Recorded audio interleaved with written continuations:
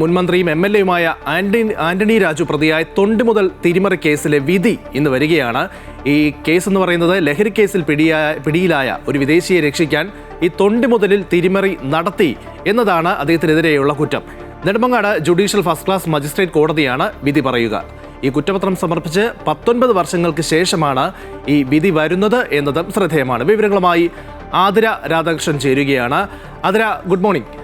എന്തായാലും ഈ 19 വർഷം നീണ്ടു നിൽക്കുന്ന ഒരു കാലയളവിന് ശേഷമാണ് ഈ വിധി വരുന്നത്. മാത്രമല്ല, ഒരു ഘട്ടത്തിൽ ഈ നടപടിക്രമങ്ങൾ ഇഴഞ്ഞു നീങ്ങുന്നു എന്നത് കണ്ട് മാധ്യമങ്ങൾ നിരന്തരം വാർത്ത റിപ്പോർട്ട് ചെയ്തിട്ടുണ്ടായിരുന്നു. അതിനൊടുവിലാണ് ഈ നടപടികൾ കുറച്ചുകൂടി വേഗത്തിലാക്കുന്നതും ഇന്നിതാ വിധി വരാൻ പോകുന്നതും. ഏതായാലും കേരളം വലിയ ആകാംക്ഷയോടെ കാത്തിരിക്കുകയാണ് വിധിക്ക്.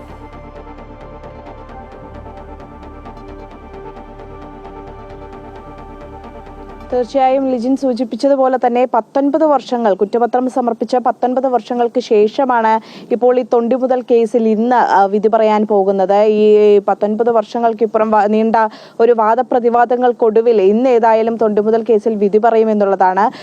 മുൻ മന്ത്രിയായിട്ടുള്ള ആന്റണി രാജുവിനെതിരെയാണ് ഈ കേസ് നിലനിൽക്കുന്നത്. 1990-ലാണ് ഈ സംഭവം നടക്കുന്നത്. ഒരു വിദേശ പൗരൻ, വിമാനത്താവളത്തിലെത്തിയ വിദേശ പൗരനിൽ ഇത്തരത്തിൽ ലഹരി കേസുമായി ബന്ധപ്പെട്ട് അദ്ദേഹത്തെ രക്ഷിക്കാനായിട്ട്, ആ പ്രതിയെ രക്ഷിക്കുന്നതിന് വേണ്ടി ആന്റണി രാജു തൊണ്ടി മുതലിൽ തിരിമറി കാണിച്ചു എന്നുള്ളതാണ് കേസ്. ഈ കോടതി ക്ലർക്കായിട്ടുള്ള ജോസാണ് ഒന്നാം പ്രതി.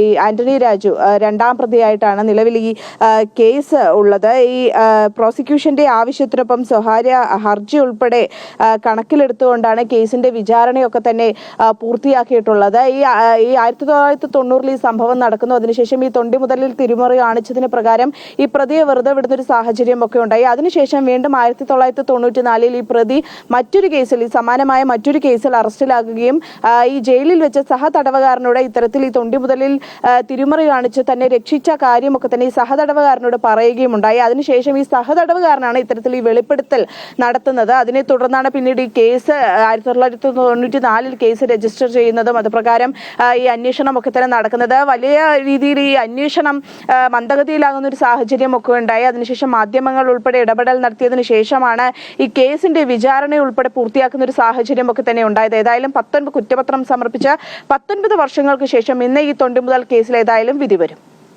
ശരി, എന്തായാലും LDF നേതാവാണ്, MLA ആണ്, മുൻ മന്ത്രിയാണ് ആന്റണി രാജു.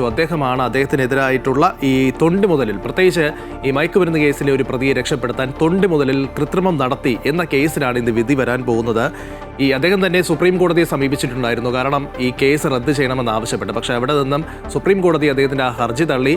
മാത്രവുമല്ല, ഇപ്പോൾ ഈ ചുമത്തിരിക്കുന്ന കുറ്റം അനുസരിച്ച് 10 വർഷം മുതൽ ജീവപര്യന്തം വരെ ലഭിച്ചേക്കാവുന്ന കുറ്റങ്ങളാണ് അദ്ദേഹത്തിനെതിരെ ചുമത്തിയിരിക്കുന്നത്. എന്തായാലും ഇന്ന് വിധി വരുമ്പോൾ അറിയാം എന്തായിരിക്കും അതിൽ പറയുന്നത്, അല്ലെങ്കിൽ എന്താണ് അദ്ദേഹത്തിനെതിരെ ഉണ്ടാകുന്ന നടപടി എന്നതടക്കമുള്ള കാര്യങ്ങൾ.